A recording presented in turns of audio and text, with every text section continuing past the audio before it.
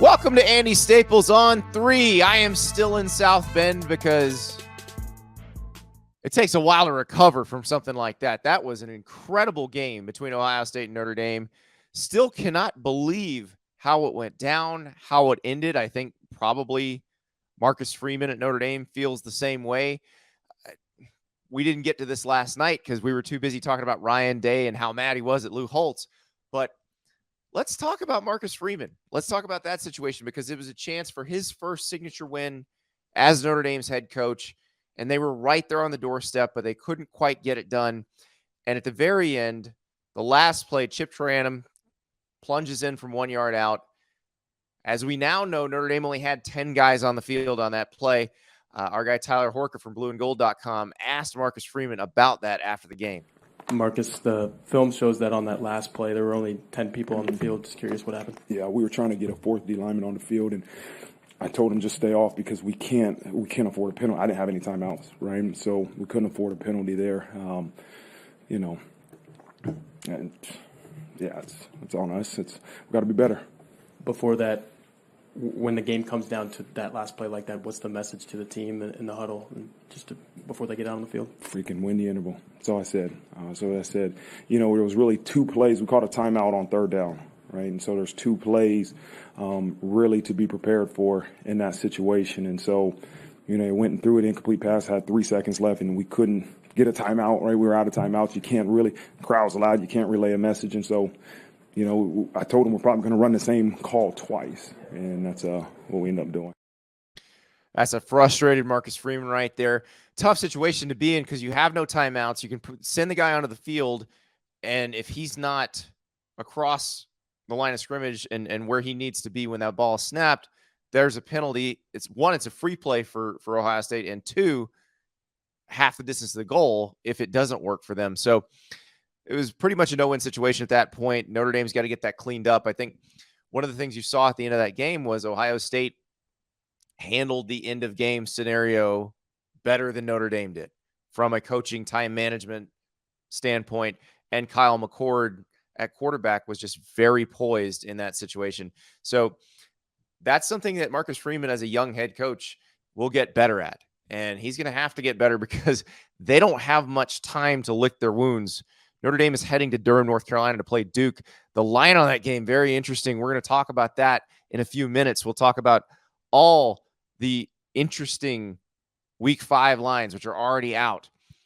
Later, we'll talk to J.D. Pickell, who was on the sidelines at Florida State and Clemson and saw Keon Coleman run right past him in overtime. We'll talk about that and all the other games of note from Saturday with J.D. And then we got the resume ranking. We do that every Sunday where we just rank the teams based on what they've done on the field this year. We pretend that the preseason hype doesn't exist, and we just rank them where they are. Then we're going to flip that a little bit. We'll give you your college football playoff and New Year's Six bowl predictions. Those do bring in the preseason hype again. So you will see the Georgia Bulldogs probably in that one. But we'll do that later in the show. Right now, before we move on to those lines, I want to talk about what happened in Eugene. We didn't get a chance to talk about that much in the instant reaction shows, and it was such an anticlimactic game. I mean, Oregon just battered Colorado. But I thought what Dan Lanning said before the game was very interesting, and he definitely had his guys pumped. Here's part of that speech. You're talking your helmet, right? Every moment. The Cinderella story is over, man. Right? They're fighting for clicks. We're fighting for wins. There's a difference, right? There's a difference, right? This game ain't going to be played in Hollywood. It's going to be played on the grass, right? It's going to be played on the grass. Dan Lanning making very clear that he was painting the picture. He was writing the story, the narrative that Oregon was the team of substance and Colorado was the team of flash, which is very interesting because if you think about the recent history of the Oregon Ducks, they were always portrayed as the team of flash with no substance. This is the complete opposite. And it's really how this team's been built because it has been built from the inside out going back to when Mario Cristobal took over as their head coach and then handed off to Dan Lanning after Cristobal went to Miami.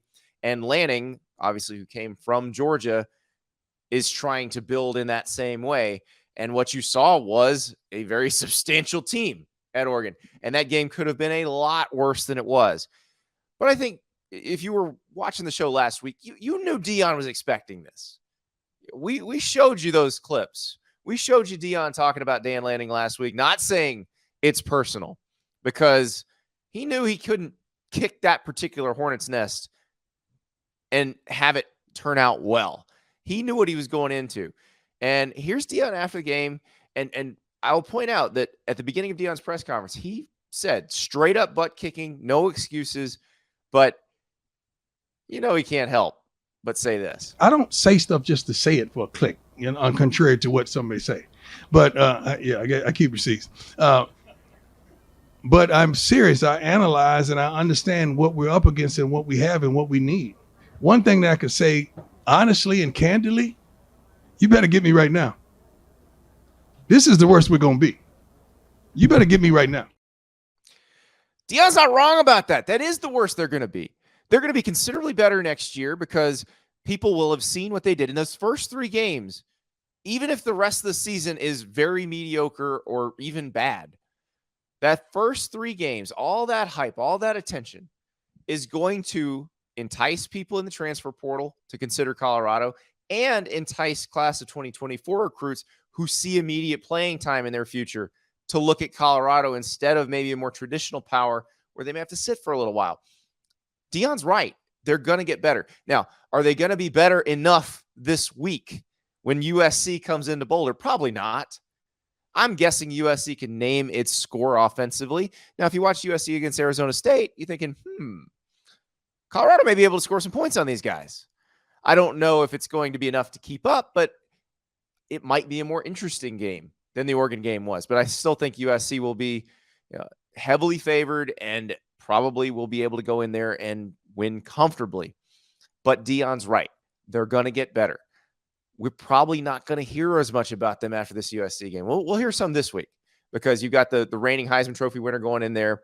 You've got Lincoln Riley, his first big game this season as USC's head coach.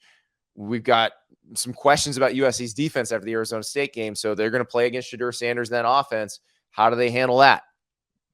It is going to be probably the last week we hear a lot from Deion for a little while. The attention probably is headed elsewhere for the rest of the season because we're going to be worried about teams that are competing for their conference titles, competing for college football playoff berths, competing for big bowl games. But keep an eye on the Buffaloes. Just out of the corner of your eye, watch them.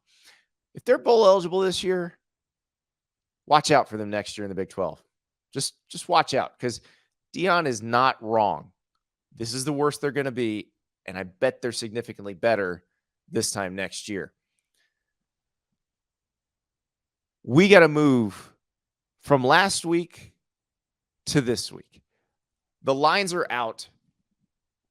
FanDuel's already released a bunch of lines for this week, and there's some really intriguing ones. So we watched Oregon State come back, but not all the way back at Washington State. Great win for the Cougars. The Beavers licking their wounds, trying to get better. They get a chance to redeem themselves very quickly because Utah is headed to Corvallis on Friday night. Utah is only a 1.5-point favorite. Now, we did not see Cam Rising against UCLA. I don't know when we're going to see Cam Rising, but Utah's offense is not as dynamic without him. Their defense is fantastic. This one could be a complete slobber knocker. You could see Utah and Oregon State just pounding one another at the line of scrimmage in a very low-scoring affair on a Friday night in Corvallis. That 1.5-point line, that's a pretty telling stat right there. And that's how the Pac-12 is going to get. We're going to get into the meat grinder portion of the Pac-12 schedule where Utah, Oregon, Washington, USC, Washington State, Oregon State, they're going to start beating on one another. And we'll see what happens. I mean, Utah, they had the 14-7 win against UCLA. Pick six kicked things off. And then the defense pretty much did the rest from there. That one could be a fun one. In the SEC, Kentucky opens as a 3-point favorite against Florida in Lexington. This is a very intriguing matchup because Florida beat Tennessee a couple weeks ago. Huge win for the Gators. Huge win for Billy Napier. Now they go to Lexington, and it is crazy to say this. Kentucky is trying to win its third in a row against Florida after a losing streak that lasted for most of everyone's lives. This is a big game in Lexington. First really big opponent of the year. They're going to be pumped. It's going to be wild there. Billy Napier and company need this one because they need to be able to build on the momentum from beating Tennessee. But Mark Stoops and company need this one as well. They want to show, hey, we can be the second best team in the SEC East and be ready to play against Georgia with big things on the line. This one's going to be a fun one, guys. This is going to be a great atmosphere in Lexington. If you think it's just a basketball school, if you think they don't care about football, well, I know our friends from Kentucky Sports Radio, all the folks who regularly listen and watch their stuff, who watch this stuff too, we know, they know. Kentucky's a football school too. They love football. It's just that for decades, they got kicked in the stomach every single time. Now they've got a team that is playing very well, but can it take that next step? So that's a really interesting line. 3-point favorite for Kentucky. We'll see if that moves during the week. Texas is a 17-point favorite against Kansas. Kansas coming in undefeated. The Jayhawks look great this season. Remember, they beat Texas the last time they played in Austin. But this is a very different situation. And last year, Texas beat Kansas 55-14. This is another one where Texas can say, hey, look, we are different now. You saw that Baylor game. That Baylor game was a game in the past where Texas messes around and it's close and way more dramatic than it needs to be. It was not dramatic at all. Texas just handled business against Baylor. They're going to try to do that against Kansas, but then you've got the extra added layer of intrigue with Oklahoma sitting out there a week later. So if Kansas is indeed as good as they've been playing, they could give Texas a little bit of a run, but we'll see because Texas is the more talented team and they are definitely playing like it. I think you're going to be very happy, Texas fans, when we get to the resume ranking later in the show. Georgia, 17-point favorite against Auburn. You saw Auburn against Texas A&M. That offense is not ready for prime time. It's not gonna be one of those ones that can shock a pretty good defense. And this is a very good defense with Georgia. Carson Beck, the Georgia quarterback, looks more and more comfortable every week. This will be a pretty good test for him, though. Auburn's defense is pretty salty. The problem for Auburn's defense is the offense keeps putting it in pretty tough situations, keeps handing the ball back to the other team. So I don't think Georgia really gets challenged here, but 17 points is a lot. Elsewhere in the SEC, though, if you want a little thinner margin, LSU is only a 1.5-point favorite against Ole Miss, and LSU is become a complete mystery to me. They look like they might struggle in Mississippi State. They destroy Mississippi State. Arkansas comes in, and you think, okay, they can take advantage of Arkansas just as well as they did Mississippi State. Not really. That was back and forth. That thing was a fun game to watch, but way too close by LSU standards. They should have been able to beat Arkansas by quite a bit more. Ole Miss coming off that loss in Tuscaloosa. How beat up are they? This would be a huge win if Ole Miss can pull this off. And Lane Kiffin needs a win like this. And we talked about, can he get that signature win? He doesn't have it yet really at Ole Miss. This would be another chance for that. Then we get to Notre Dame. Only a 5.5-point favorite at Duke. Now, granted, it's on the road, but that is a massive sign of respect for Mike Elko's team. The Blue Devils have been excellent this year. Riley Leonard, probably if you ask NFL scouts, he's the better quarterback on the field between him and Sam Hartman. Sam Hartman, obviously the more accomplished college quarterback, but Riley Leonard, maybe the higher ceiling college quarterback. That game is going to be a lot of fun. Notre Dame is coming off an absolutely devastating loss to Ohio State, and you can respond to that one of two ways. You can go into the shell, let it beat you twice, or you can say, we are not letting that happen to us again, and go out and come out guns blazing against Duke. But we don't know what team's going to show up for Notre Dame. And this is going to be a big, big test for the Fighting Irish in a huge environment at Duke. College game day is going to be at Duke, folks. Duke. It's going to be amazing. JD Pickell, our guy from the Hard Count, he was in ACC country on Saturday. He was at Clemson to watch Florida State survive in overtime, a game that the Seminoles did not lead until they took the lead in overtime. It was fantastic. We talked to JD about that and all the other games right after this word from Prize Picks. Let's talk about Prize Picks. I was very confident Friday night when I put my picks in, and I feel like I was just a hair short in a couple places. I did get a win on a flex play that won me some of my money back.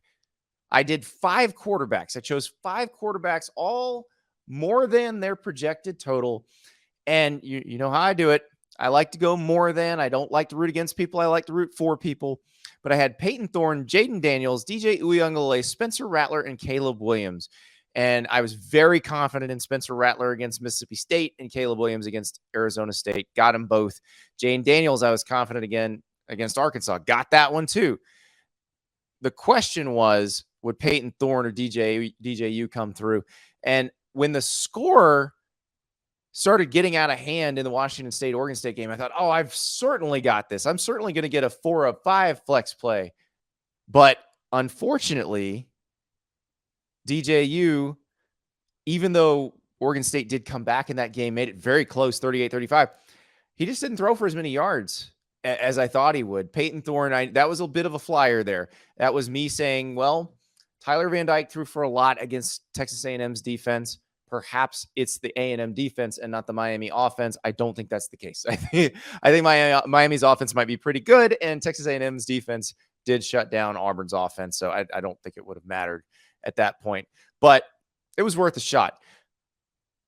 Another play that I thought I had very high hopes for, Rasheen Ali from Marshall against Virginia Tech, more than 102.5 rushing yards, and guess what?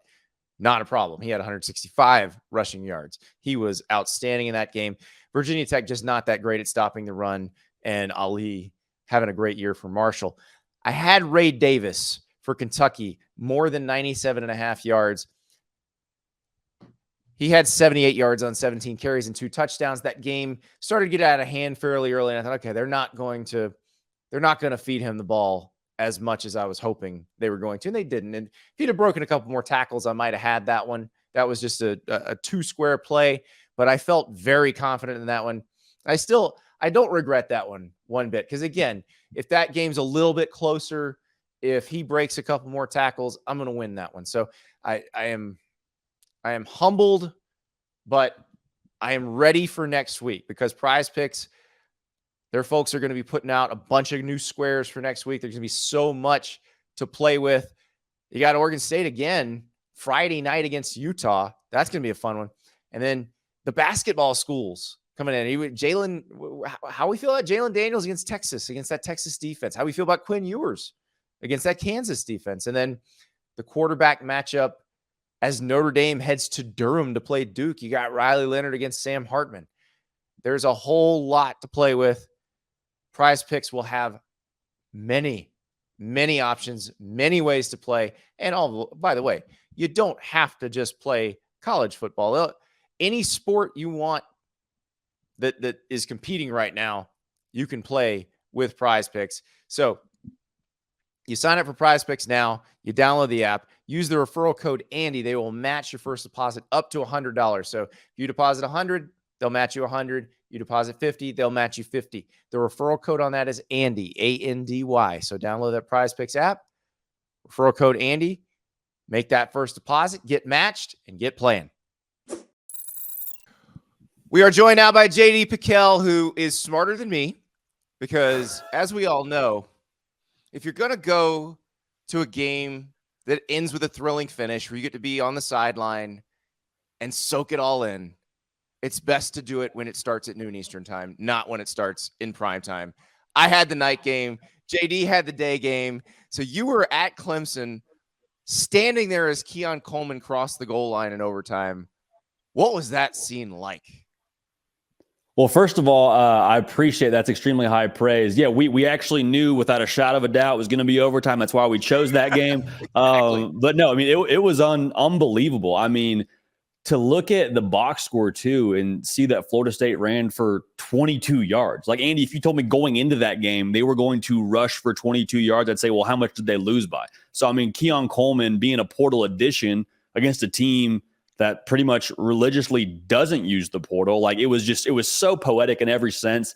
And to see him elevate there and to be silent and see him make that catch over the defender one-on-one. I mean, it was one of those plays where you're kind of like, all right, I mean, Clemson gets the ball next, but if this is what they're doing in their first series, even if it goes to another overtime, I think it's going to be tough to stop that. So it was a phenomenal atmosphere by Clemson to show up for a noon kick the way they did. But all things considered, man, for Florida State to slay the Dragon, it was pretty wild afterwards to see all the Florida State faithful on the field.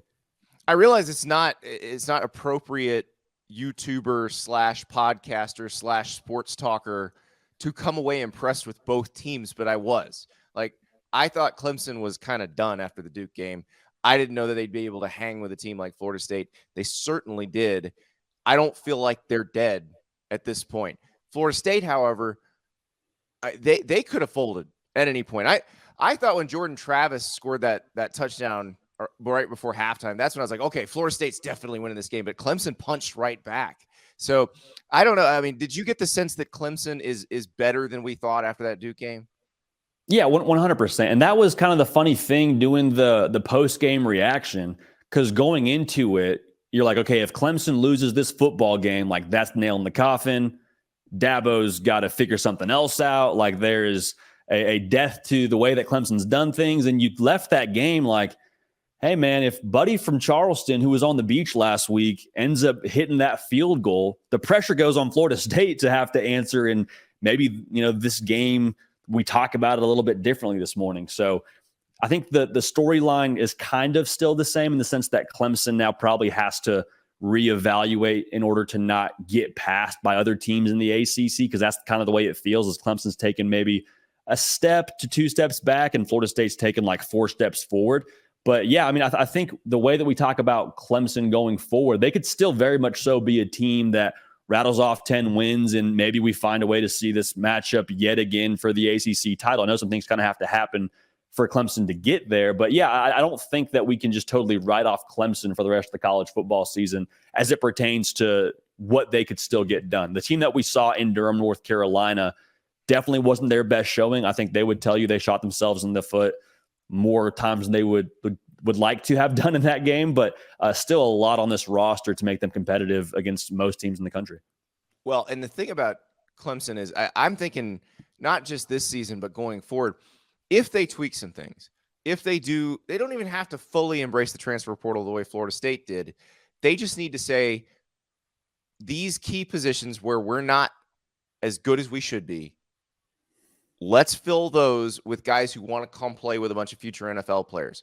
Because I think if you look at yesterday, who killed them? A transfer. Keon Coleman was the latest addition to this Florida State team. It wasn't even, before the spring. This was after spring practice, late addition, huge difference. Like, they don't win if Keon Coleman does not transfer there. So imagine if Clemson had been open for business when Keon Coleman transferred. How good would Clemson be right now if he played for them? I was about to say, imagine he switches jerseys at halftime. Does Clemson end up winning that football game? Absolutely. And it's a wild scenario to unpack, but I think it's fair. Yeah, absolutely. And that's the thing. I'm not talking about a full revamp of how they operate and changing their, like, they don't have to change their, if you're committed here, you can't take visits. However, Dabo wants to keep doing that. It's fine. They're still getting talent.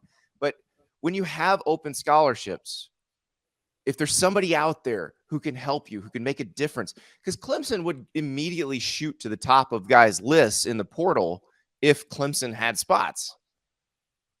Yeah, it's not like they're just, there's a lot to sell if you're Clemson. Like, I know there's kind of this narrative around what they do or don't do in the NIL space, but I think the development factor in itself, like, probably should hold some weight. I mean, a lot of these kids at the high school level, Andy, you know this as well as anybody, one of their top priorities is development. And so if you're not getting developed at a certain school at the collegiate ranks and you want to have a chance to, one, get more exposure and two, get better development, like Clemson would check that box for a lot of these guys in the portal. So I'm 100% with you. Doesn't have to be an overhaul. You don't have to do the Coach Prime or the Lincoln Riley and just, switch out rosters. But if you go get one or two weapons, I think you can see that make a difference in the win-loss column for them. Yeah, it was just very interesting to think about that as I'm watching Keon Coleman tumble into the end zone. And it's like, oh my God, if they'd have just gotten him, just that one person, if it's that different, you win that game. Yeah, it was wild. And I mean, credit Clemson too. There was no sleepwalking into that game or take their eye off the ball in that game. There was everybody talks so much about Death Valley at night, which I've never experienced, but I would have to imagine that the noon kick atmosphere we had in that game, I don't know if it's on par, but it had to be close. Cause it was deafening. Like there was a ton of engagement from the entire stadium and they drew up a great game plan. And I mean, Andy, if that strip sack touchdown doesn't end up happening, Clemson goes up by 2 scores and they put Jordan Travis and company on the ropes. They haven't run the football. Like just a couple of plays here and there don't go Clemson's way. And, maybe we have a different conversation this morning. So I think Clemson's definitely still in it, but I think you're right. It has to be a little bit of a tweak to the way they do things. And I'm just curious to see if Dabo Swinney does that. Yeah. And now Mike Norvell is in a good spot because they're basically in control in the ACC. I think this is a game they don't win last year. I go back to that NC State game last year. This was the type of game they would have lost last year. And I think it says a lot about this team. You look at Jordan Travis, he comes into the game with a banged up shoulder. He gets so his left shoulder was banged up. He gets his right hand banged up in the first half and still guts it out. And I'm very impressed with the older leadership on this Florida State team because I feel like they just wouldn't let them lose. Just so gritty. So gritty. And I think you said it perfectly. Like this was the game, if you're Florida State, that you've had circled since you finished last season. Because LSU, they beat LSU last year. I know it looked different this year. It was more of a statement kind of game. But if you want to snatch the crown, you want to be the king of the conference, you got to beat the king. And so for them to do it in the spot they did, noon kick, on the road, crazy atmosphere, they don't run the football well, the response mechanism of this team, I was really impressed with. And that was something I was concerned about with them all off season long was, okay, yes, you finish the season strong. Yes, you get a lot of guys coming back, number one in returning production, but how do you handle being talked about all off season long like a college football playoff contender when, quite frankly, you weren't last year? And now then you beat LSU and the hype grows. And so for them to kind of keep their eye on the ball and play the way they did, and like you said, Jordan Travis to have the performance he did where he's clearly banged up and still he's throwing his body around in there to try and get first downs for his football team. I think the internal temperature and the culture, which is a cliche word, but we're going to use it here. I think the culture at Florida State is extremely, extremely sound, and it doesn't seem to be impacted by the transfer portal. Well, right. And what is culture if not your chemistry? Can your team play well together? Do your players get along? Do they make each other better? I think the answer to that's pretty clear with Florida State. We've seen them get better and better as the years have gone on. And what's interesting with them is, yes, they are adding lots of pieces out of the portal, but it doesn't seem to take away from the whole. It doesn't seem to keep them from playing well or looking like they've played together for a while. And I think that's the part that probably if we gave Dabo Swinney truth serum, that's what he's fearing, I would imagine, with the transfer portal. But somehow Florida State has managed to continue to build through the portal, yet not affect how well the team plays together. And I think that would be my question is, how strong is your culture really if adding a couple transfers is going to just tear the whole thing down? Do we really have a strong foundation here of leadership and standards that adding 2 or 3 players that are going to help us win football games, that just tears the whole thing down? We think one bad apple is going to spoil everything. I think actually good culture as a whole should bring guys up to your standard. Like you talk about the returning production that Florida State had. I think that was probably a reason why they felt so comfortable taking the transfers they did, because they know, hey, once we get these guys into our team, if they don't do things our way, they're not gonna fit here. It's not gonna work. So you got to do your vetting, obviously, a fair amount when you're recruiting these guys through the portal, but going back to what we said at the top of this thing, if your culture can't sustain a couple of portal additions, how strong is the culture as a whole? Exactly. And I think they could handle that at Clemson pretty easily. They're pretty entrenched there. So I'm very curious to see what this means going forward for them. But let's talk about that game I was at, because Notre Dame Stadium was rocking, and then it wasn't. It was probably the biggest gut punch I've ever seen. I was not at the Michigan State game, the trouble with the snap game. This was, the entire place is going bonkers, and then all you hear is one corner, because that's where the Ohio State fans were. And it probably would have been cleaner and more poetic if you didn't have the review afterward and they didn't have to do the PAT and they could have just walked it off. But it was something. It was, and you knew as it got down to the wire that they were going to have one play, because they had a couple chances, and you're like, okay, they're going to throw it first down, they're going to throw it second down, they'll have one play, and then the whole playbook's open. And you had to bet they were going to run the ball. You had to. And they did. Chip Tarantum gets in. Notre Dame has 10 players on the field. It was amazing, but so nerve-wracking at the same time. It was unbelievable. I mean, as poetic as a finish as there could be to an Ohio State football game, we went into this game on our end, at least, Andy, talking a lot about, hey, this is a new Notre Dame team. They're going to be able to score with Ohio State. You got Sam Hartman. And in reality, in this game, we saw a new version of what Ohio State is under Ryan Day and with Kyle McCord playing quarterback. They seemed very content to lean more on the run game, and Travion Henderson popped a big one, and they averaged 5 yards a carry, and then ultimately end up running the football to win the game. And Andy, I don't know if you got a chance to watch back Ryan Day's post-game interview on the field, but like, it just felt like this is a more edgy Ohio State team. And so my question is, big picture, like, how does that play when they play the Michigans and the Penn States, those teams that are a little bit more line of scrimmage based? So it was eye-opening in a lot of ways for what Ohio State's going to be in 23, it feels like. That's the question, is, are they edgier? And so you mentioned that Ryan Day interview with Catherine Tappan. He was just as hot when he got into the press conference with all of us a few minutes later. Here's the beginning of that. First question he took. Yeah, it was. And it was brewing for a couple of days. Again, I said it earlier, I'll say it again. A lot of people took a lot of shots at this team over the last 48 hours. And it really hit home to me. And, the way that our team played, not only did we physically get after these guys last year, but we did it again here at the end of the game. And I think it says a lot about this team. And, I'm really upset and disrespected by what Lou Holtz said publicly about our team and Ohio State and Buckeye Nation. And we're not going to stand for that, because that's not even close to true. We had one bad half a couple years ago up in Ann Arbor. We did in the second half. But every game we play in, we're physical. We are. I don't know where that narrative comes from, but that ends tonight. This team right here showed toughness. They showed grit. They didn't give up, and they found a way to get that last yard. And I'm sick over those short yardages that we didn't finish, but that's the game. And the last matchup game we were in, we were one play short. This play, we finished it the right way, and I'm really proud of our team. So he's still pissed. He's very mad. And so Lou Holtz is an 86-year-old former Notre Dame coach who was playing to a very Notre Dame crowd. If you don't know the circumstances of that interview, it was on the Pat McAfee show. One of the members of the Toxic Table, I forget, I think it's Tone Diggs, does the Lou Holtz impression. And he did the interview as Lou Holtz. So he interviewed Lou Holtz as Lou Holtz. And so Lou Holtz is playing along. He's playing to the crowd. I don't know that Lou Holtz is the problem, but Ryan Day sort of fixated on that. That reputation goes far beyond what Lou Holtz said. That reputation goes back to the Michigan game 2 years ago, goes back to the Michigan game last year. I don't think the Georgia game applies, because that was them giving up chunk plays through the air more than it was stuff on the ground.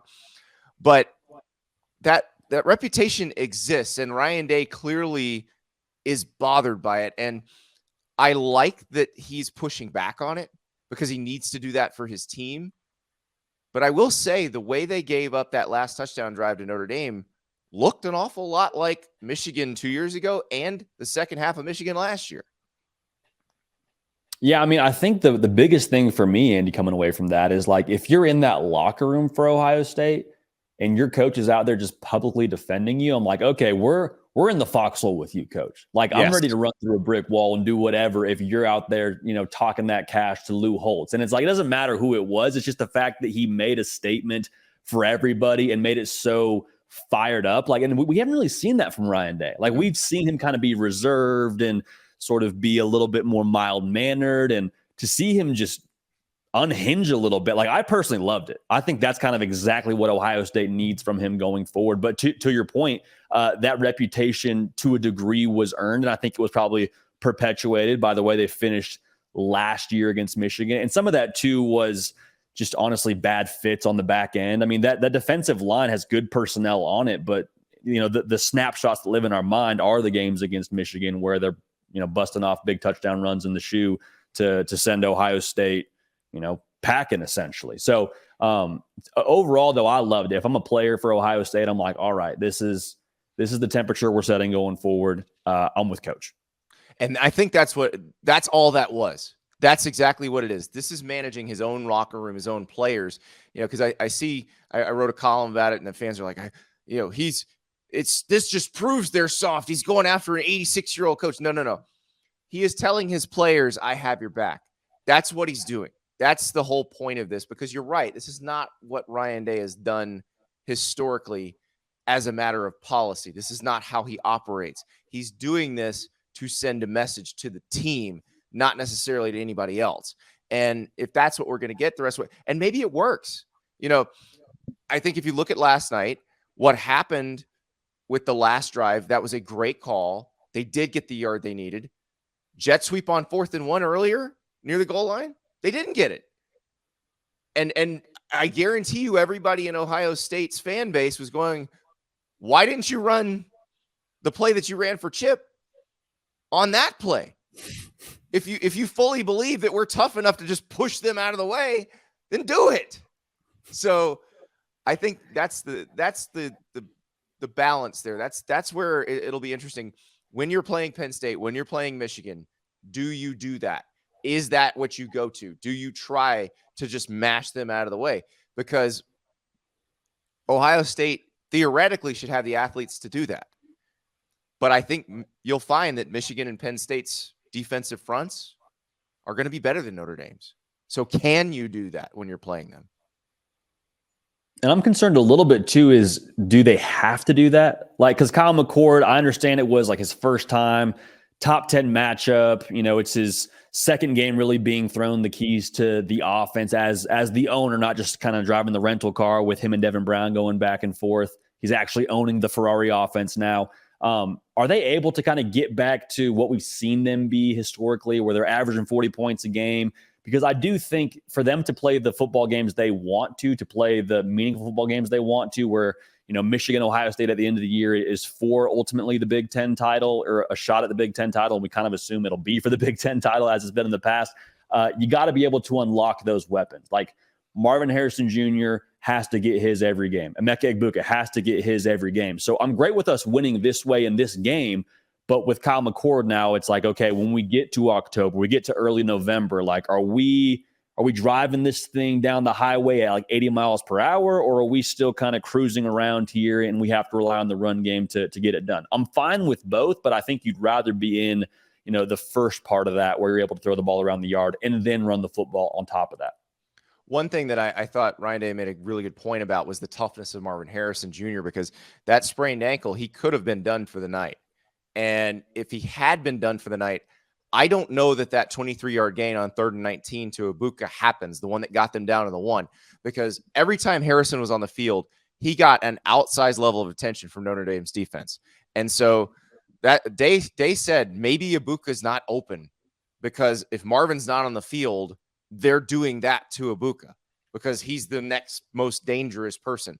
And so I thought that was an interesting point, and very impressed with the way those guys operated. And I was impressed with Kyle McCord, because they had, I believe, I'm doing this from memory, but I believe they had a 3rd and 10, a 4th and 7, and a 3rd and 19 that they converted on that last drive, on a 15-play drive that took 1 minute, 25 seconds. I mean, it was It was a very impressive drive by Kyle McCord in a very hostile environment. So we can be critical of Ohio State because they were in a tight game, but we also need to give them their due because there aren't a lot of teams in the country that could have pulled off that final drive. Yeah, without question, there's a lot to be said about just finding multiple ways to win. And for Kyle McCord in that spot when it was time to win, I mean, Reggie Miller talks about a time to play and a time to win. When it was winning time for Kyle McCord, he came up big, and you saw the emotion from him afterwards. And so both him and Ryan Day kind of having that edge to him, I really like it. So I'm with you. I think Kyle McCord deserves a ton of credit. I'm just curious to see how he progresses when it comes to those other games a little bit later in their schedule. But no, without question, enormous win for Ohio State. And Andy, I don't know about you. I know this isn't the conversation we're having right now, but as of like right now, with a win like that, I put him in my top 4 today. I would too. And I got to figure out, I got to do the resume ranking for this show, and we'll see. You may already know where, depending on how we arrange the show, but you may already know where I've put them at that point. But yeah, I think they're definitely in that spot. I still think Penn State is going to be a problem for them. And we saw Penn State against Iowa last night. That is another conversation to have. I do want to talk about Notre Dame a little bit before we come off of this game, because if I'm Notre Dame, I'm sick over what happened. There was a dropped interception on the last drive that would have won them the game. Obviously, they gave up a 3rd and 19. They should have been able to close that game out. They didn't. They had 10 men on the field on the last play. No excuses for that. But if you were Notre Dame, and you probably didn't immediately go and watch USC Arizona State, but you might have caught some highlights. If you're Notre Dame and you saw USC and Arizona State, you're looking at that and going, we can beat them. We can play with them. And I think if Notre Dame can beat USC, the playoff's not out of reach. And you're rooting for Clemson hard the rest of the way. You're rooting for Clemson. You're thanking everyone that you know that you have Notre Dame as a ranked opponent. So there's definitely still some runway here for them. I'm with you. And I mean, even just like internally for Marcus Freeman and company, it, like you said, it just like, it sucks. There's no way it doesn't hurt today watching the film on Sunday. But you have to feel like, man, if that's a college football playoff contender pretty much every year, and we're having 10 men on the field on the final drive, we're dropping interceptions and we're shooting ourselves in the foot. We're drawing up a screen pass on 3rd down, which, hindsight's 2020. Second, 40 seconds that you could have run off the clock. Sorry, that the one. whole thing. No, I'm with you. Me. I mean, the whole thing, you're like, okay, we have all these self-inflicted wounds and we lose to 3 points against Ohio. Like, we're that close. We're that close. Like we're on the right track here. So you don't take moral victories, but I'm with you. I don't think there's any way, shape, or form we should just count out Notre Dame when it comes to this playoff race. Yeah, no, I don't think they're done. And I think their schedule is hard enough, especially like you said, if Clemson continues to play well, if they are the Clemson that we saw against Florida State yesterday, then there's a really good chance that we see a Notre Dame Clemson game that means something like that. But no, obviously, they're still going to have to beat USC. They're going to have to beat Duke this week. Yeah, that's the game day game. Like it's the game of the week. It's crazy. But yes, that's going to be a very tough game, especially bouncing back from what happened to them this week. They cannot let this linger. They can't let it beat them twice. And they got to be ready when they go to Durham, because Mike Elko and company will beat them if they're not careful. Oh yeah, they just gotta watch that Clemson tape, and they'll hopefully get kind of an awakening of like, oh, okay, so that's kind of what's going on now at Duke. That's kind of the brand of football they're playing. Also, a really good quarterback in Riley Leonard. I mean, a guy who, in a lot of people's opinions, is like a top 5 quarterback when it comes to NFL draft circles. So no, I'm 100% with you, and it almost advantage Notre Dame that you don't have time to lick your wounds. It's like, hey, another big time matchup. You were on game day last week. Well, guess what? We're going to a place where game day is this week. So let's lock in, boys. Yeah. They've got to keep going. But the thing is, if Duke stays good, if Clemson stays good, and if they can beat USC, there's a chance. And like, if you watched USC against Arizona State, USC can name their score against most teams, but that defense, some of the same bugaboos that we saw last year popped up again. And I just don't know what they're going to look like when they play a more competent offense. I really enjoyed hearing the name Cameron Scatabo Scatabo just sounds, it makes you happy to say it. So he had an unbelievable night for Arizona State. Caleb Williams was awesome as usual for USC. But again, I think Sam Hartman Company will have more success against USC's defense than they had against Ohio State's. And, with Ohio State, that's also a positive because they've got to go play Penn State on October 21st. That game in Columbus, but it doesn't seem to matter where they play. Penn State plays them tough. JD, we saw Penn State win 31-0 against Iowa. There were some throws Drew Aller made where you're like, oh, he is that dude. Like they're playing in a driving rain and he's just throwing laser beams into the end zone. Yeah, it was convincing. And it was kind of how you would hope Penn State would look in that spot because Iowa's dinged up. No Luke Lachey. They're kind of dinged up across the board is Iowa. And so it kind of felt like, hey, Penn State, if you're going to be who we think you're going to be, if you're going to be that team that does eventually take over the Big Ten Conference from Ohio State and Michigan, like this is that spot where you kind of have to pedal to the metal a little bit. So no, I mean, it continues to trend in the way where Drew Aller, as funny as it is, has kind of been plug and play and lived up to expectations as lofty as they are. And whiteout conditions at Penn State last night for them to get that win over Iowa. And I think it was like 31-0. Like they just remember the Titans special. They left no doubt. All right. So let's talk about the drive for 325, which we've had a lot of fun with this offseason, a lot of fun with this early season. I think it's now a move from funny to sad. So they are now 15 points behind the pace on the drive for 325, which for those who don't know, and you probably have to have been living under a rock in terms of this show, if you don't know what this means. But Brian Ferentz, the offensive coordinator at Iowa, son of Kirk Ferentz, signed a reworked contract that basically says you have to average 25 points a game and Iowa has to win 7 games or your contract will terminate next spring. So they're trying, they scored 41 against Western Michigan. They were ahead of the pace finally. JD, they got 4 first downs and they gained 76 yards against Penn State. That's pathetic. I don't care how many people are hurt. That's embarrassing. At what point does Kirk Ferentz go, all right, we've tried. I've done everything I can. I don't want to fire my son, but this can't continue. How it looks has to matter some too, right?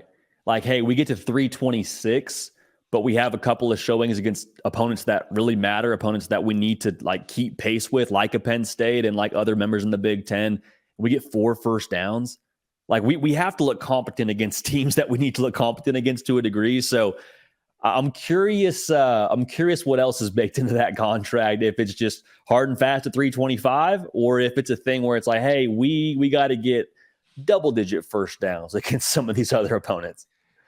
I have been thinking all along that if they win the Big Ten West, and I still think there's a very good chance they win the Big Ten West, that it won't matter whether they average the 25 or not. They'll be like, no, look, we've won the Big Ten West. It's fine. Remember, Gary Barta, the old AD, did that contract. Beth Getz is running the department now. I don't know that they would even enforce it if they had to. Or the flip side of that, does Kirk just go, well, I'm not firing him. The contract says he's fired. There's nothing. I washed my hands of it. There's nothing I can do about it. I don't know. I mean, because I've been talking to people and they'll ask you, oh, would Kirk Ferentz just retire rather than fire Brian?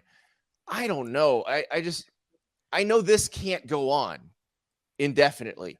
And it's embarrassing, especially when you have the Phil Parker defense that continues to be great. And that offense probably did more damage to the defense on Saturday, or as much damage as Penn State's offense did. Where do you draw the line with good parenting, Andy?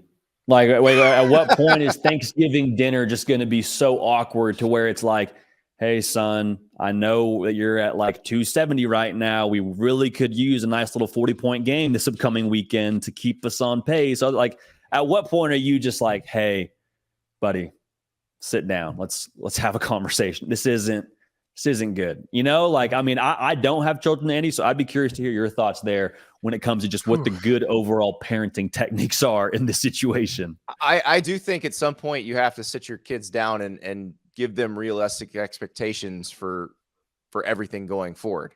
And so I'm trying to think of something, something my kid has tried or either one of my kids have tried that clearly was not for them. We'll go with my son when he was playing basketball in elementary school. Clearly that was not going to be his sport. He's found football and lacrosse, loves those, but clearly basketball was not going to be his sport. I didn't have to sit him down. He realized pretty quickly. He's like, you know what? I may not be in the NBA going forward. I may not have a scholarship waiting for me in basketball. This is probably not my jam here. And so he had the self-awareness to do that. With Brian Ferentz, I know it's hard because you don't want to look like you're quitting. And we've heard him say that in interviews where he's like, I'm not going to quit. So you have the characteristic Ferentz stubbornness, which is a good quality to have. It's a good quality to not want to quit.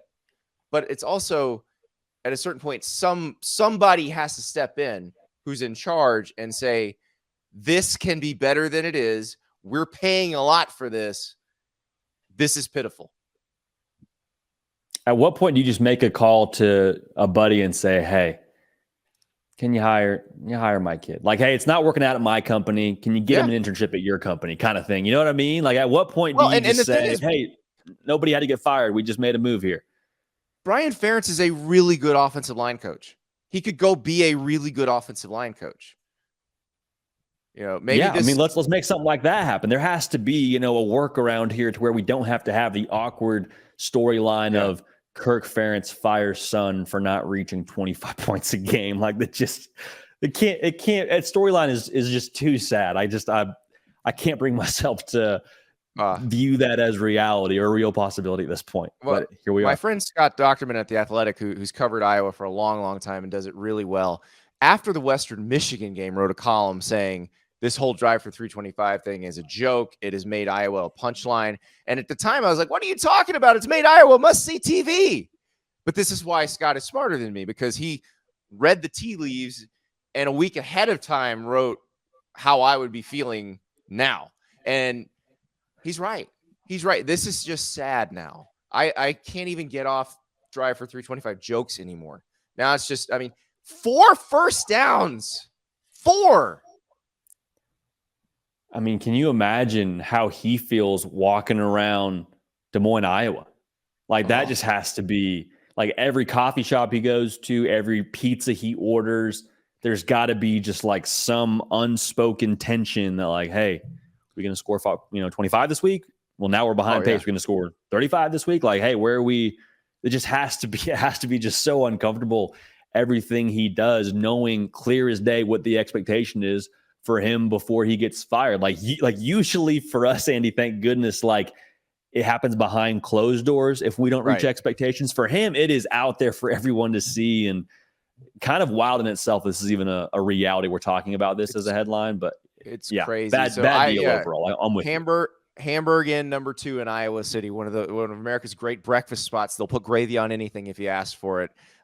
It's you've got all the candidates swarming ahead of the primaries next year. Imagine I imagine there's quite a bit of dissension among the patrons of Hamburg Inn number 2 about which candidate they prefer and who they're going to vote for and what primary or in the caucuses. Probably universally united when it comes to their opinion of Brian Ferentz, though. And that's hard to do. That's hard to do. Think about that. Now, something else is hard to do. JD, let's imagine it's 3-4 years ago, and I come to you and I say, JD, at some point in 2023, there will be a weekend, and this is not week 2. This will be week 5, where undefeated Duke and undefeated Kansas are playing in 2 of the biggest games in the country. What would you have said to me? I think first I would have said, well, who's the head coach? 2, what happened to all the other teams?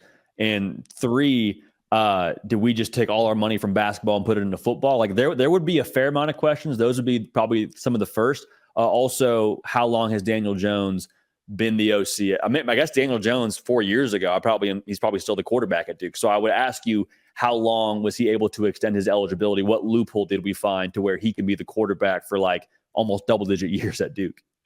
It is amazing to me. Kansas is going to Austin, Texas, and Notre Dame is going to Durham, North Carolina. And those are massive, massive games. Think about the last time Kansas went to Austin. So that was Sark's first year. They win in double overtime. Huge loss for Texas. Texas people are like, Sark may not be the guy. Now, Lance Leipold has Kansas rolling.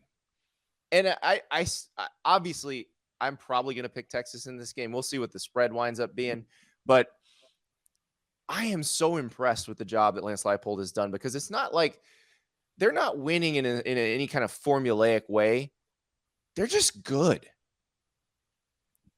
And Jalen Daniels deserves a ton of credit for that. And I mean, for him to be in position to succeed and to be in a system where he's able to utilize his abilities, like you point right back to Lance Leipold. So no, I'm with you. There's nothing gimmicky about it. There's nothing where they're just kind of squeaking by. Like, Kansas is just boat racing people, and it's hilarious and it's fun, and I'm here for it. I am all about the fact that Kansas is now a football school. Same with Duke. I've been saying it for a minute here. Kansas, Duke, Kentucky, March Madness. We'll talk about it when it gets here, but those are football schools on my mind now at this point.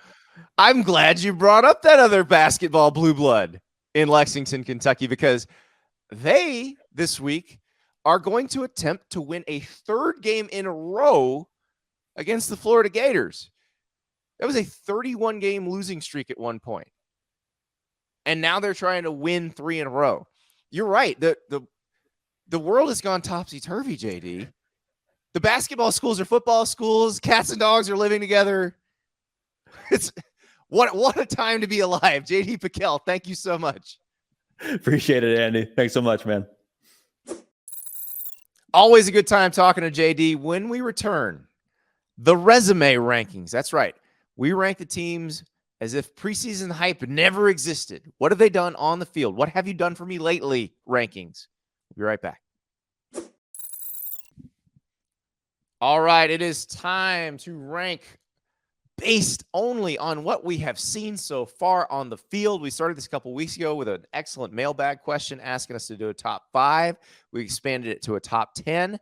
And I tell you what, it's going to keep moving around. And I had a tough choice in these, and we'll talk about it in a minute when I get to that point. But right now, we'll start at number 10.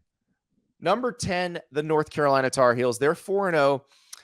That win against Minnesota kind of lost a little bit of its luster with Minnesota's loss to Northwestern.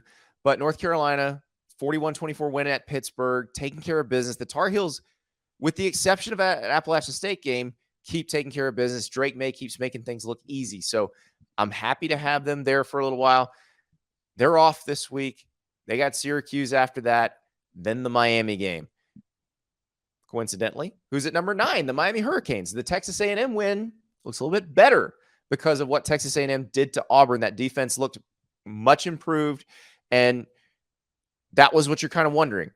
Was it that Miami scored so much on A&M because Texas A&M's defense was bad, or because Miami's offense is now pretty good? I think based on what we've seen so far, Shannon Dawson, new offensive coordinator at the Hurricanes, getting it done. Tyler Van Dyke getting it done.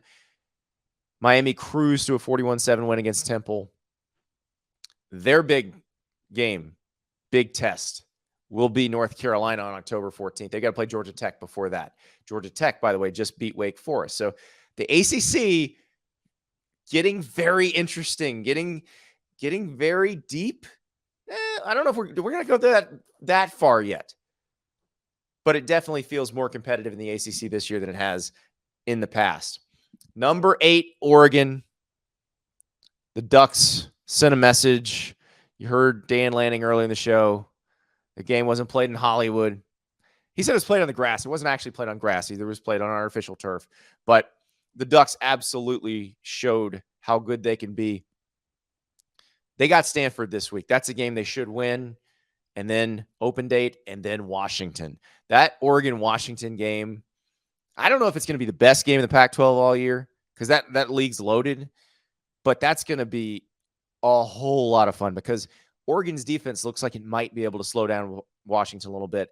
and Oregon's offense can certainly score on Washington, that could be one of the more entertaining.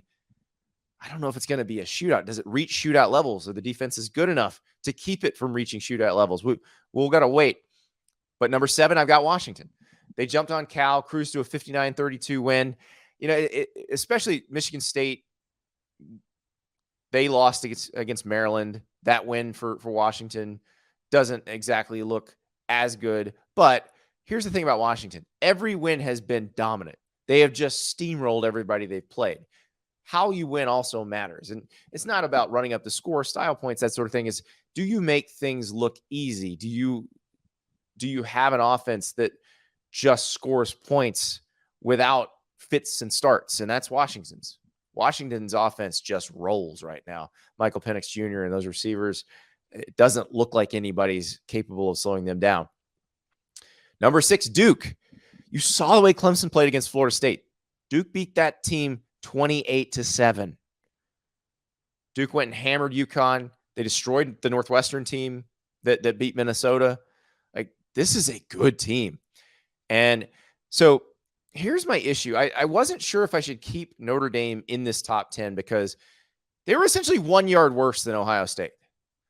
And so if I'm going to have Ohio State higher, which I am, shouldn't Notre Dame be right near them? And the answer is yes. The question is, do I need to put them there now? I don't know that I do, because I've got Duke in here now. If Notre Dame goes to Durham and beats Duke, I'll just put Notre Dame in here.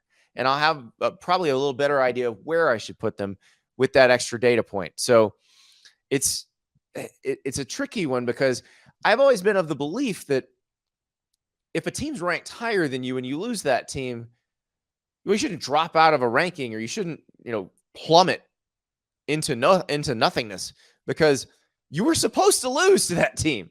If we're going by the actual poll rankings that take into account the preseason hype, Ohio State was supposed to beat Notre Dame. So should Notre Dame move?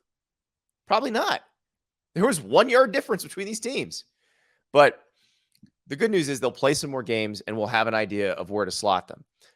I've got Penn State at number 5. They absolutely demolished Iowa, held Iowa to 76 yards, only 4 first downs. And the passing numbers aren't statistically pretty for Drew Aller, but he threw 4 touchdown passes in a driving rainstorm against one of the best defenses in the country. I'm telling you right now, get excited, Penn State fans, because you got a quarterback who can do special things. You've got a defense that has some very special players. This is a team that can go win the Big Ten. This is a team that can beat Michigan. This is a team that can beat Ohio State. Whether they do that or not is another question, but they are going to be capable of it. They actually have to pull it off on game day. But Drew Aller makes this team look and feel very different. Number 4, Utah. You heard me talking about that Utah-Oregon State line. Vegas is saying this may be the end of the road for the Utes run. And really, with us not knowing when Cam Rising's coming back or what they'll look like with Cam Rising, it's hard to judge Utah, but we can judge them now based on the wins they've already secured. The win against Florida and the win against UCLA were very impressive. So we're going to say Utah's very good right now. I don't doubt their defense.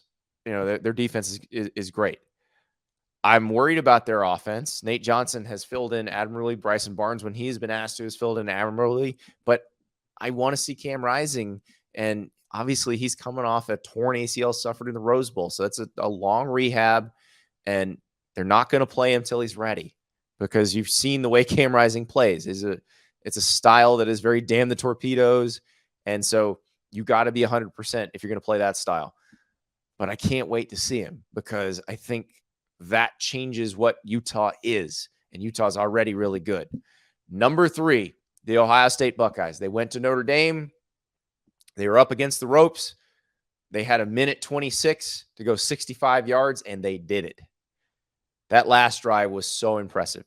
Were there some vulnerabilities that may have been exposed that you would think Penn State or Michigan could take advantage of? Yeah, I think there were. But I also think that Ohio State's pass defense is significantly better than it was last year. And so this is a team that obviously, if all falls right, can compete for the national title. That we know. But they are going to be challenged again. It's not they're not prohibitively better than Penn State or Michigan. They're not prohibitively more talented. They are going to have to keep fighting for this. Number 2, the Texas Longhorns. Texas against Baylor was what it should have been, but what in recent years it wouldn't have been. This is not what Texas normally does. Texas went to Waco and beat Baylor 38-6. It was never close. It never felt in doubt. That's a big step forward for Texas. If they could do the same thing to Kansas this week, I think that is going to be a very, very telling thing, and probably means that Texas can handle Oklahoma in the Cotton Bowl. But they got to do it again. This is about the best Kansas team they're going to see for a long, long time. Well, they may never see Kansas again. They're not going to be in the same conference anymore. But Kansas is looking great under Lance Leipold, and Jalen Daniels is going to challenge any defense. But this Texas defense, I really like their front seven. I think they've got a bunch of dudes up front that make it very tough to do anything in the run game and make teams one-dimensional. I like Texas a lot. They might be able to jump to number 1, if not this week, after next week. Number 1, though, the Florida State Seminoles. Now, that win against LSU is what's really buoying them. But the way they played against Clemson, very impressive. Clemson clearly doesn't want to be done yet as a contender in the ACC for national titles. They've got some work that they've got to do in the offseason, but they're not done in the ACC. If they were to win the rest of their ACC games, there's a legitimate chance they see Florida State again in the ACC championship game. But again, the ACC has North Carolina. It has Miami. There's a lot left to play through. So Clemson is no guarantee to beat a team like Miami. We don't know that yet, but I thought Clemson played really well against Florida State, but Florida State found a way to win. And I think that's really important because that's part of this building process that Mike Norvell has been doing with that program. They maybe last year could not have won that game or would not have figured out how to do it. They did it this time. So right now, Florida State, your number 1 team in the resume ranking. I know what you're saying. Where's Georgia? Not there yet. They will have opportunities to get there. And I think, the game against South Carolina was a red flag. They beat UAB very soundly. If they beat Auburn very soundly, if they're just beating up on SEC teams going forward, they're going to come into this ranking. And there will be people who say, they still hadn't played anybody. But yeah, how you win matters too. It's like Washington's a prime example. The teams they've beaten, not necessarily that great, but the way they've beaten them is incredibly impressive. So that's where you say, does Georgia even have the schedule to get up into the top 4? Yeah, they do. They have plenty of schedule to get into the top 4 if they win those games impressively. And so I go back to that video we saw that was released by the SEC network from the South Carolina halftime. That Georgia team, that one that's super calm, even though they're down 14-3 at half, that comes out and steamrolls them in the second half. Yeah, that team can still compete for the national title. So just because they're not here right now does not mean they won't be here later in the season. That's the thing about ranking teams this way. By the time you get to November, it starts to look like the AP poll or the coaches poll or the college football playoff selection committee rankings, because once all the data comes in, it all sort of works itself out. And plus the teams that had a lot of preseason hype and didn't live up to it, they drop out as well. When we come back, though, let's flip it. Let's add the preseason hype back. We're going to project the college football playoff and the New Year's Six Bowls. We'll be right back. Okay, new Sunday night segment. Projecting the college football playoff and the New Year's Six Bowls. As the weeks go on, we might add some of the other bowls in there too. I don't know if we ever get down to the Gasparilla Bowl, but we'll see. This is interesting because I did the resume ranking. That is hype-free, no preseason projections included. This one, we will include preseason projections because we are projecting at this point. We're trying to say what we think is going to happen. I've got one in here that I think a lot of people are going to go, really? You think so? But everything else, I think probably people will feel pretty comfortable with. We'll start in the Sugar Bowl. Number 1 Georgia versus number 4 Florida State. And this is one where I think Georgia's got that other gear. I just mentioned that halftime video from the South Carolina game. A team that can do that can just turn it on like that, you got to have a lot of confidence in. And I think Georgia, they've got so many players who've been there before. Like, you saw how calm they were. Nobody was panicking. I just don't know that there's a situation that's on their schedule that's going to keep them from going undefeated. I could be wrong. Maybe there's a team down the road that really shocks them. But right now, Georgia looks like they can handle anything that gets thrown their way. So I'm leaving Georgia up there where the hype left, put them in the first place, and have them playing the Seminoles. And the Seminoles are now in the driver's seat in the ACC. That does not mean they stay here. This is a tough league. Florida State has Duke and Miami still on the schedule. North Carolina is still to be heard from in the ACC. There's a lot left there, and that conference is going to be very exciting the rest of this season. Let us move to the other semifinal in the Rose Bowl. Penn State and Texas. That's right. I am saying Penn State comes out of the Big Ten. Now, I actually think if somebody gets 2 in this year, it'll be the Big Ten. But I'm not sure anybody's going to get 2 in because the Pac-12's loaded. Now, it could cannibalize itself. But also, if Texas or Oklahoma comes undefeated out of the Big 12, which is a possibility, it might keep the Big Ten or anybody else from threatening to get 2 in. So Penn State, we talked about earlier in the resume ranking. I think Drew Aller just changes the ceiling for this team. They still have to go to Columbus and win or beat Michigan in Ann Arbor. I think they got to win one of those two and then hope the Michigan-Ohio State game falls their way, or they could just win them both. And then they've got room for error, or I don't know that they'd be the 2 seed in that case. They might be the 1 seed in that case if they did that. Number 3, I have Texas. I think the Longhorns are talented enough to do this. I know I keep saying I need to see it first, but they keep showing it. The win against Alabama looks better based on what we saw from Alabama against Ole Miss.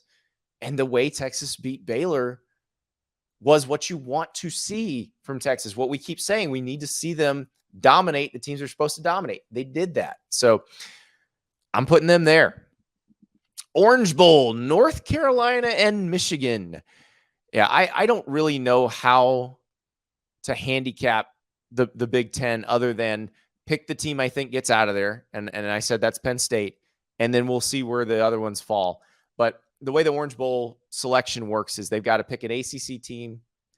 I'm projecting North Carolina as the team that is second best in the ACC, or maybe loses to Florida State in the ACC title game. And then Michigan, I'm saying they fall short. Maybe they fall short in State College, and then maybe they beat Ohio State. But we'll have to see what happens down the road. That would be a fun game, though, North Carolina, Michigan in the Orange Bowl. Fiesta Bowl, USC, Fresno State. That USC defense against Arizona State, I got to admit, that scared me. A better USC defense, I think USC could get out of the Pac-12. I think USC could get out of the Pac-12 as a playoff team. I think Oregon could potentially get out of the Pac-12 as a playoff team. Washington might be able to get out of the Pac-12 as a playoff team. We'll see about Utah. But USC playing the defense it played against Arizona State will not make it out of the Pac-12 as a 13-0 or 12-1 conference champ. They will get beat once, maybe twice. They might lose to Notre Dame, which doesn't hurt them in the conference, but does hurt them for playoff consideration. So they've got to get better on that side of the ball. They cannot have games like that. I watched Notre Dame against Ohio State. Notre Dame's offense was stymied by the Buckeyes. That offense will score on USC's defense if it's playing like it was in Tempe. That's all there is to it. So USC's got to tighten that up. Fresno State right now, by the way, this is sort of the reason why the USC defense scares you. Fresno State shut out Arizona State last week. USC gave up 28 points. So that's the concern. But Fresno State playing like potentially the best team in the group of 5. So I know USC, the fans don't want to see this because they lost a New Year's Six Bowl to a group of 5 team last year. But they have to play better defensively or they're going to be stuck in something like this. Peach Bowl, Ohio State, Alabama. You finally get a rematch of that 2014 Sugar Bowl. I guess you got that in the national championship game. I don't know if we're counting the COVID season, but this would be a fun game. Alabama felt like it had some work to do. But the thing is, Alabama's only got one loss. It's to Texas. They're a very good team. Alabama's still undefeated in SEC play. So nothing's over yet for the Crimson Tide. And then Ohio State, again, this is me picking Penn State to be the one that comes out of the Big Ten. It could be Ohio State. It could be Michigan. But if it falls this way, that Ohio State-Alabama game would be a very, very fun night in Atlanta. Those are your projections for now. We got a Dear Andy show coming up on Monday, so get those questions in. Andy_Staples on X, or you can email them to me, AndyStaplesOn3@gmail.com. Shoot yourself on video asking the question. That seems to push you to the top of the list. Also, the folks who do the questions on video, they ask some great questions, like Nathan in Jerusalem. Always great questions. So whatever you think I might be able to answer for you, ask away. And we'll talk to you again tomorrow night.